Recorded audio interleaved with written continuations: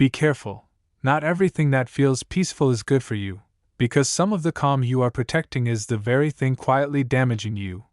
Silence can hide problems, comfort can hide truth. And what looks like peace can actually be avoidance. Now think about that carefully. There are things you have refused to address, conversations you have avoided, signs you have ignored, not because they are not important, but because dealing with them would disturb your comfort. So you allow it, you protect it, you maintain it, and you call it peace. But deep down you already sense that something is not right, and the longer you leave it, the deeper it settles. The harder it becomes to fix. And this is where Book of Proverbs chapter 17 begins to correct your thinking, because it shows you something many people do not want to accept. Peace is not the absence of conflict, it is the presence of what is right. So if something is wrong and you are avoiding it, that is not peace, that is delay, and delay always has a cost. Now stay with this and look at your life honestly, not what people see, but what you already know within yourself. Because there are situations that look calm on the outside but carry tension underneath. Relationships that appear normal but lack truth. Environments that seem quiet but are slowly creating distance and misunderstanding. And many people stay in those places because nothing looks obviously wrong. But Proverbs 17 begins to shift your understanding. It says it is better to have a dry crust with peace and quiet than a house full of feasting with strife.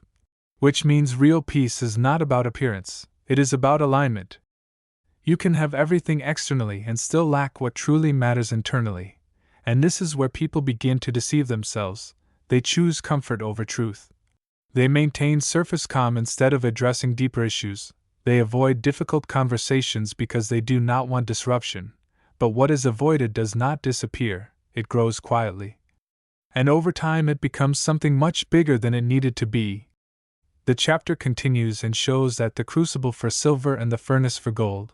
But the Lord tests the heart, which means pressure reveals what is within you, not creates it.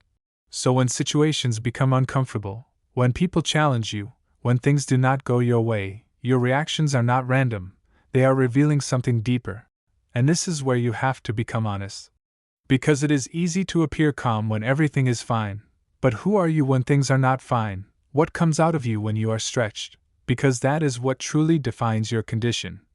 Proverbs 17 also shows that people are drawn to what aligns with them.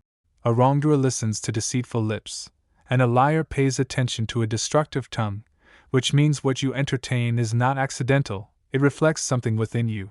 So now you have to ask yourself, what are you drawn to? What holds your attention? What influences your thinking? Because those things are shaping your direction quietly. The chapter continues and reveals that a friend loves at all times. And a brother is born for adversity, which means true relationships are not proven in comfort, they are revealed in difficulty. And many people misunderstand this. They think presence is the same as loyalty, but it is not. Because when pressure comes, when things become inconvenient, when support is required, that is when you begin to see what is real and what is not. And Proverbs 17 does not stop there. It warns that starting a quarrel is like breaching a dam. Which means once something begins, it is harder to control. A small reaction, a careless word, an ignored issue can quickly become something bigger, and many people underestimate this. They think they can manage it later, fix it later, address it later, but wisdom teaches you to recognize the moment before it expands, to hold back when necessary, to respond with understanding instead of impulse. Because not everything needs to be released immediately. Some things need to be managed wisely. The chapter also reminds you that a cheerful heart is good medicine, but a crushed spirit dries up the bones, which means what you carry within you affects everything around you, your energy, your perspective, your reactions, your decisions, and if your inner life is not right, your outer life will eventually reflect it. So now you have to pause and look inward, not at appearances, not at situations, but at yourself. What are you carrying that you have not addressed? What have you been avoiding in the name of peace? What have you been allowing because it feels easier than confronting it? Because until you face it, it will continue to shape your life quietly.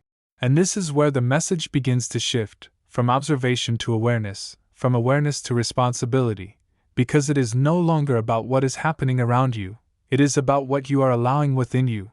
So before you move forward, ask yourself honestly, what needs to be addressed, not later, not someday, But now, because what you ignore today will speak louder tomorrow. Now stay here, because this is where we go deeper, not just to observe, but to confront and realign.